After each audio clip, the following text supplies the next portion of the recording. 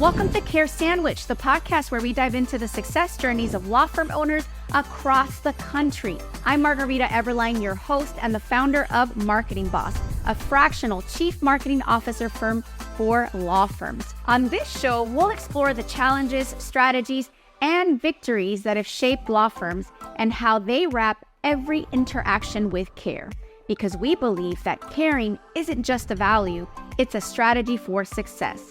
So grab your favorite sandwich, sit back, and let's dig into a conversation filled with insight, inspiration, and of course, a lot of care.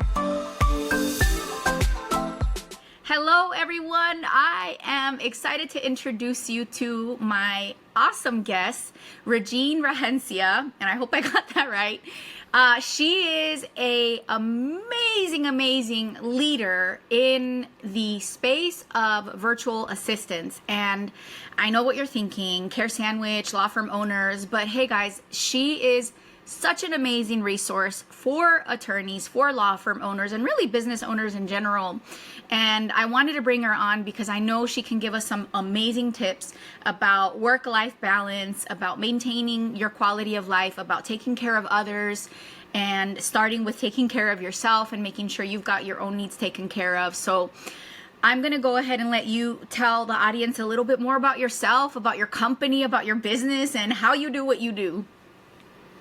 Awesome. So yes, thank you so much for having me here, Margarita. And this is actually my first time like being a guest instead of being the the host. So yeah. But thank you so much. And yes, I've been in this industry, like the outsourcing industry, for a decade now. So I started as a call center agent wherein I handled AT&T as one of the services that I work with. And then during pandemic, I became a virtual assistant myself. And during that time, I actually saw the opportunity that we can work with clients globally and we can also provide talents from the Philippines. So I was like, okay, so there's this opportunity. And one good thing that I really love being a virtual assistant is that the clients that I work with, like hearing the positive feedback, like we're doing this and it's changing their lives, I would say. I am confident to say that because what we do is we reclaim 20 to 30 hours of, an entrepreneur's lives weekly. Like everything that you can delegate, any task that you can delegate. Wait. 20 to 30 hours is what you reclaim. That's the goal. Yes. That's big. That's big. It is. Congratulations. Like, anything that... Perfect. Yes. That's what we do. Like, anything that can be delegated or any task that can be done virtually. Taking care of your inbox, scheduling appointments for you, making sure that you're only going to be doing, as the entrepreneur or CEO, you should only be doing the things that only you can do. Because if we're going to, talk about your hourly rate, how much is that compared to a rate of a virtual assistant? So anything, tasks that can be done, that's what we do with the clients that we work with. But we're actually tailoring the needs or the service that we provide to the clients that we work with. If you need help with social media, you need help with marketing, you need help with sales, like doing sales calls for you or appointment setting, those are the kind of tasks or roles that we do with the clients that I work with. So yeah, it's like I a love general that. And if you're an attorney, about us. And if you're an attorney and you're listening, I bet you're thinking to yourself, okay, I need all of that, right? So as a CMO, we always encourage people to delegate, always to machines first. There's always a software that you can find to do just about anything. But there are certain things that really do require a human touch. I can think of the example of the inbox. There are so many apps out there that can sort your email for you. You can set up folders. You can do all those things. But if you're like me and like most of the attorneys that I work with, do you really have time? And do you really want to sit down and figure out how to program all of that yourself when you can have another human download what you need and help you do it for you? That just makes a lot more sense. Because I think there's this, I'm going to call it procrastination that happens when I speak with attorneys, and I bet you see this too, where they know they've got to do things and they're so simple. They're simple tasks. And they're like, I'll get to it. And then they don't get to it. And it's almost like never throwing out your garbage, right? Like if it's like one piece of trash that you have to throw out and you don't get to it, no problem. But if you let these things accumulate over time, it can create a lot of stress. And how are you going to serve your clients? How are you going to show up to court on time and make sure that you hit your deadlines when things are not in your calendar? Simple task. Put it in your calendar. And you could have a human do a lot of those things for you. So I've already gotten ahead of myself.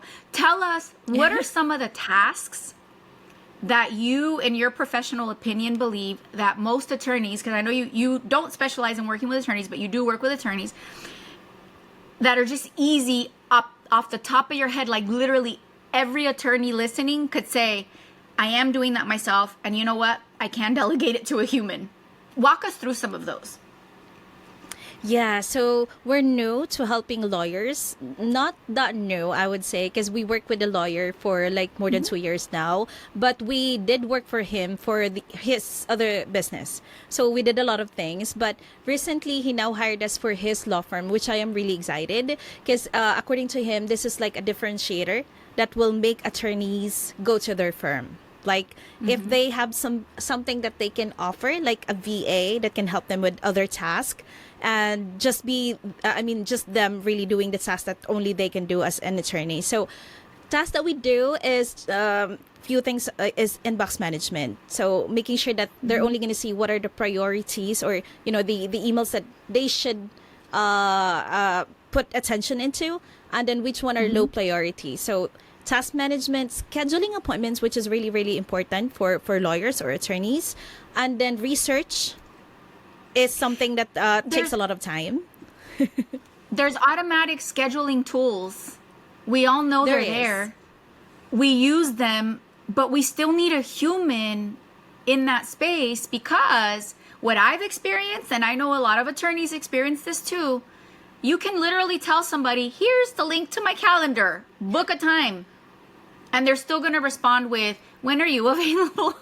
Like, who writes back? Like, I'm laughing, but like the time adds up. So if you're an attorney and you're booking consultations and you have a link, God bless you. I'm so proud of you as your future CMO. Let me be the first one to tell you that I'm proud of you, and I think you're great and you're ahead of the curve. But even if you have that, you're still going to have people that just don't follow along the process. They don't click the link that you send them. They can't find a space. Or, hey, maybe you're the type of attorney that you want to accommodate at the last minute, maybe additional appointments. Who's the human that's going to follow up with all those leads that have been waiting to get on your calendar for a consultation, and that you were busy, but you opened up extra time, and like in a minute, yes, you can send an automated SMS, email blast, but let's be real. Like, wouldn't it be nice to have a human make some phone calls, click on the link for the person on the phone, and reschedule, accommodate, and do some of that critical thinking that only really humans can do right now, I think. For sure. We can never be replaced. So let me ask you this. If I'm an attorney and I'm listening to this and I'm thinking, okay, well, how does this work for me to lean on somebody that's not even physically in my office? Because that's something that I hear about a lot. I know it's becoming more and more of the norm to have virtual offsite people, but walk us through, what does that look like? How could an attorney who's listening to this right now think to themselves, am I really set up for this solution? What are some like checklist items that you would say would set an attorney up for success to leverage this in their business model? Awesome. That's a great question. And this is something that is also upgrading, like changing the way that we're working with the clients that we work with. It keeps on upgrading. So we have a list of making sure that there will be a success between the clients that we work with and, the VAs that they're hiring from us. If it is being followed, I would say that there's a high chance of making this a success. But it needs to be followed, things like that. So we have a client onboarding. We use a system for task management, like like we understand that you have your own time of working, and sometimes you're also working in the weekends. I think not sometimes, but most of the time. So even if your Guilty. VA is not there, there's a system that you just need to input task, put due dates and everything. And once your VA is on, then this person is just going to work on that. And the only difference really is the word virtual. So it's almost the same as hiring somebody in the office, but it's just virtual. So a lot of communication tools are already set up. In SaaS, we do have what we call the level 1 and level 2 communication. So the level 1 is just the regular way of communicating with clients, email or whatever it is, the communication tool that you're using. But level 2 is something that's emergency. Like, I need help with this right now, immediate. I know this is important to you, so I need to contact you. So there's that way of setting those things up for success. So we call our VAs like human reminders. So if there's a need for that, then let's agree that I can call you on WhatsApp. Let's agree that I can message you on iMessage or things like that. I can call you. So it's really like a system that's already in place that just needs to be followed. And we have a long list of, other things that we can definitely talk to the clients that are going to work with us. What if an attorney is listening and they're saying, you know what, I'm not tech savvy. I don't use project management tools. I don't even use spreadsheets. What would you say to that? I think it's time to learn. And you don't need, you don't really need to set all of those up. That's the reason why you have the VA. Another thing that I forgot is the other third important thing is really setting up conversations like this with your VA. Like, it could be just once a week team huddle. We call it team huddle, but it's just you and your VA. Once a week, but it would be perfect, especially during onboarding, if it can be done 15 minutes daily, like making sure that your VA has everything. You can just simply say it on the call, like, hey, I need this, I need that. And your VA is the one that's going to set it up on the system. And then the VA will be the one to remind you. So if you want it that way, that can be done as long as you set it up with your VA. But one thing still, I think it's time to learn.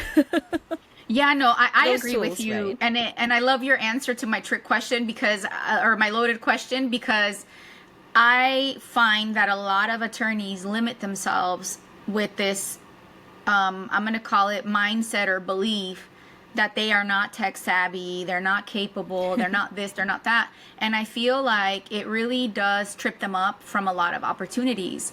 If you believe that you were smart enough to go through law school and pass the bar, then I believe for you that you have every single thing that it takes to dominate things like spreadsheets, simple tech tools, apps, things like that. You just have to take a little bit of time. And the way that I see it is you're making this investment in what feels like eating broccoli. I don't like broccoli, right? Because you don't want to do it, but it's just a little sliver. The trade-off is that you're buying back 30 to 40 hours of your time. Like, that to me is exciting. I'm a really big believer in efficiency, automation, using apps, using tools. But hey, even I get overwhelmed sometimes where I'm just like, oh my God, I don't want to learn another new thing. Like, I'm so tired, right? And I get that sentiment, but you have to really look at your situation. And if you're not growing your firm, if you're not getting a lot done because you're making phone calls that somebody else can make, you're sending out emails that can either be automated or that another human, based on your parameters, can put together for you, customize for you to send out. Doing research is another thing that you mentioned that somebody else can do. You want to leverage those resources because that will give you back the time that you really need to do what only you can do, which is show up in court, which is have specific conversations with your clients and potential new customers. Perhaps you're still involved in the retainer model and you are the one that people talk to so that they can retain your firm. If you're 30 to 40 hours tied up with sending out emails and organizing, your digital files when somebody else can do that, that's costing you money. Like, that's, like, when you think of it like that, right? And I just, since we're talking about tools and not really AI, I would say, just the regular tools that really is set for success, especially for collaboration between teams in your business. I remember this one client wherein we worked with him for more than a year. And from day one, we've already informed the client, like, hey, for project or project checking and task inside those projects, we recommend to use this tool. And then for communication, I think it's better if you could use something as well. We've recommended all of those tools like from the very beginning with the virtual assistant that they hired.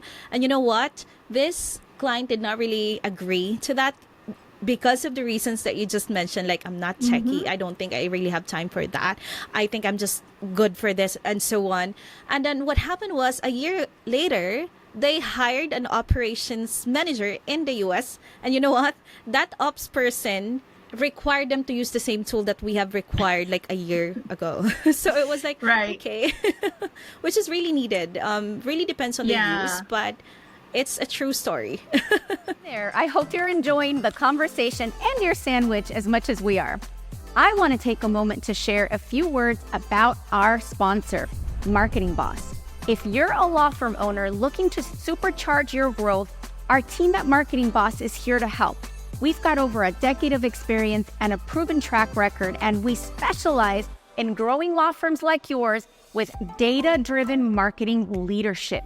So if you own a law firm and you're ready to get a predictable, steady flow of cases from your marketing, let's connect at marketing-boss.com. Yeah, no, I love that. And you know, just to kind of soften the message here, because I feel like we're both kind of beating the point, but if you're an attorney, I want to reassure you that it is possible to take baby steps. So one thing that we do at Marketing Boss when we're teaching law firm owners and their teams about project management for marketing is we tell them, look, we use ClickUp for project management, and we show it to them and they're like, oh my God, my eyes, like, I don't know where to go. I don't know where to click, like too many emails. Okay. Like, we test it out, right? Okay. You're not ready for ClickUp yet. Let's start with a spreadsheet. But the spreadsheet has specific fields that are exactly what you would find in ClickUp, like due dates, like task descriptions, like what category of task is it? If it's a social media post, it has check boxes of, do you want it on Facebook, on LinkedIn, on Instagram? Like, it's formatted just like a project management tool, but it's more digestible because it's a spreadsheet format. So I want to reassure you that it is possible if you work with Marketing Boss or if you work with Regine's agency. I'm sure they also have similar processes where they can ease you in to that sort of, I'm going to call it techie space, that's really going to help you take your work to the next level. And again, the goal here is to bring in another human that can take some of those tasks off of your plate so that you can do what only you can do. Leveraging technology is part of that working well. But I want to reassure you that if you're thinking, oh my gosh, this is overwhelming. Okay, yeah, they're right. I'm going to end up having to eat the broccoli anyway eventually. I want to reassure you that it is possible to take baby steps. Is there anything else that you want to share regarding things that you do at your agency to help people take baby steps? For sure. And that's exactly why with SaaS, it's not just really the virtual staff or the VA that you're hiring. We do have a team of support in the back end that's supporting the client. We have a customer success manager, and we also have an employee relations manager that helps the VA. So both sides are being supported, the client and the VA, which is something that we were not doing like when we started. So we're just letting the client and the VA really work together and then set up everything on their own. This is something that we've learned like recently, that there's supposed to be a support to ensure that there's a success. And yeah, that's something that's really different with SaaS, and you will have all the support that you need. That's one thing that I can tell. I love it. Tell us what SaaS is. Tell us more about the origin, where it came from, and all of that. How would I say? It really started just a dream. Because just like I said earlier, I was a call center agent, but during pandemic, I had to give that up. Because, you know what? First day of pandemic lockdown here in the Philippines, I learned that I was actually pregnant with my second baby. So I had to stop working, like, first day of the lockdown. Nobody leaves the house. Wow. And when I learned that, I was already thinking, how can I support myself and my family? How can I, help provide? So that's when I started like, hey, there's actually virtual assistants. So I just would like to let the clients know. And this is something that Ryan is our US partner, and he's really into knowing the culture of the Philippines. Like his getting value of hiring a VA on a fractional cost, because there is a totally big difference hiring somebody in the US versus here in the Philippines. But Yes. another thing to it is you're actually helping Filipinos. You're a big help for all of us. Just like me, I get to enjoy being a mother of two. I get to enjoy being with them, celebrate with them on very important occasions that I don't really have to say, I can't work today because of this and that. That's because I'm already working from home. So that's an advantage. But yeah, going back to my story, that was during pandemic, and I learned that there's VA. And I get connected to a marketing agency actually in the US. That's the first client that I work with. I've been with them for more than 2 years. And I was a business development representative. And it's like one day I woke up and I told my husband, I'd like to be a CEO. That's because I know that there's those clients in the US or all around the globe that's really looking for somebody that's going to work with them. Yeah. And what I like about the clients that I work with is you're all very appreciative. Yeah. I love to work with, clients that appreciates what I do and gives feedback and trains me. And I was like, okay, I'm totally part of your business. They do not let me feel as if I am, well, really is like how many miles we're far away together. But I feel like I'm really part of the business, and they always give positive feedback. And I'm like, okay, I want to be a CEO. That's because I know there's clients that's looking for talent, and at the same time, I know my Filipino or the colleagues that I work with, they're better than me. They have talent, they're skilled. It's just that they don't have this opportunity to really work with clients in the US. So that's where everything started during pandemic, and we get connected with Ryan. Ryan is part of the first batch of clients that I work with. And then when he saw everything that we're doing, he actually started with just one virtual staff.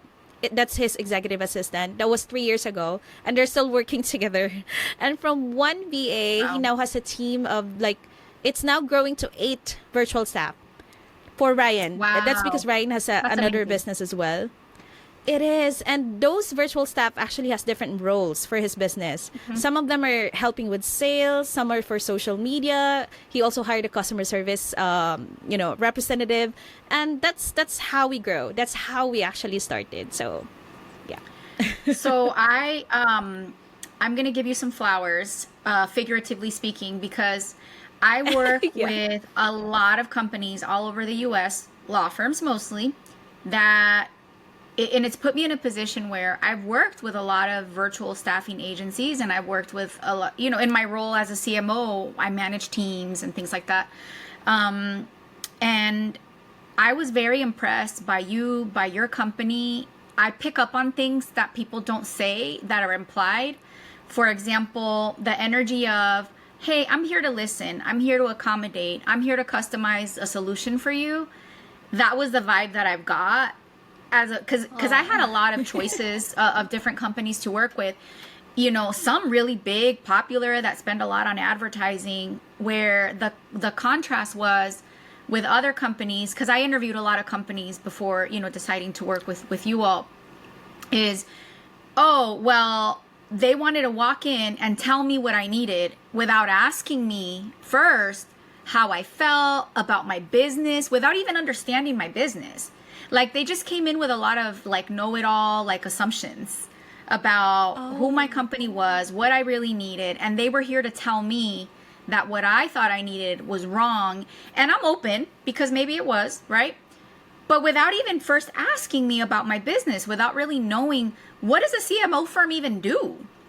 And what do you really have going on in your operation? So that was one of the things that reassured me that you have a lot of expertise when it comes to setting people up for success. So I'm so glad that I was able to have you as a guest today. And I hope that if you're listening and you're, again, you're an attorney and you're thinking, I've never done this before, how is this going to work? I hope that something that we said today maybe inspired your interest and you can get in touch, how can people get in touch with you? What is the best way for people to connect if they are listening and thinking, okay, maybe I need to explore this? By the way, no high pressure sales. Just get in touch, ask questions, and explore. So how can people get in touch with you? We're all over social media. We also have our website. But if you want my email, I think we can also give it. That's the easiest one, my email address. But whatever social media platforms you're going to message us, you'll be able to connect directly to me.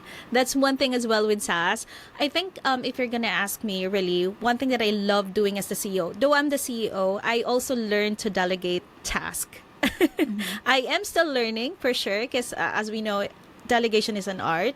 So day-to-day thing for a CEO is really learning to have, a success in delegation. But what I love doing, that one thing that I do not want to be removed in what I'm doing is really discovery calls, like talking to clients, just like what you said, really knowing what their needs are, their goals are, and to set up something that's really is going to be for you, only for you and your VA. So that's really is my goal. I'd love to talk to, and just like what I said earlier, Margarita, with what you said, we've only known each other for like weeks already through Armando, which is really awesome.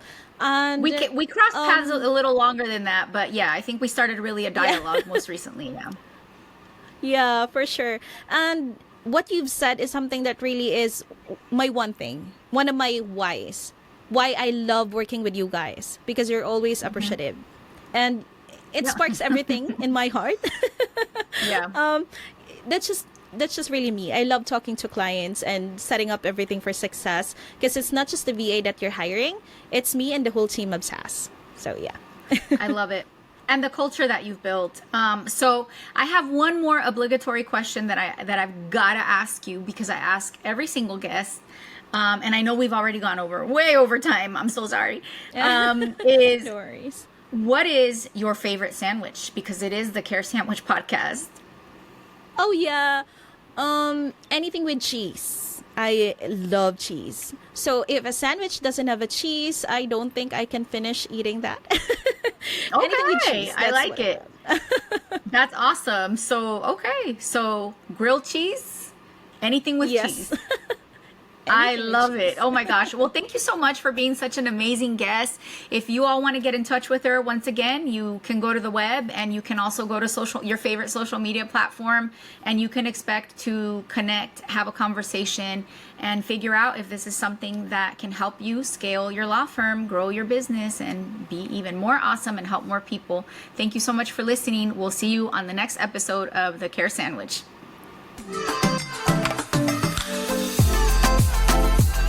Thank you for joining us on this episode of Care Sandwich. Remember, the way we care for our clients, our teams, and ourselves can make all the difference in our success. Until next time, keep caring, keep growing, and I'll see you on the next episode of Care Sandwich.